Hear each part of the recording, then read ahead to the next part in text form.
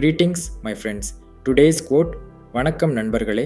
தினம் ஒரு குறள் பகுதியில் இன்று தெரிந்து கொள்ளப் போவது அறத்துப்பால் பாயிரம் நீத்தார் பெருமை. குறள் எண் 29. குணமென்னும் குன்றேறி நின்றார் வெகுளி கணமேயும் காத்தல் அரிது. பொருள்: குணம் எனும் உயர்ந்த மலை மீது ஏறியிருப்பவர்களாக இருந்தாலும் கோபத்தை ஒரு கண நேரம் கூட அடக்கிக் கொள்ள முடியாது. Meaning, even if they have climbed the highest mountain of character, they cannot suppress anger even for a moment. See you tomorrow with another quote.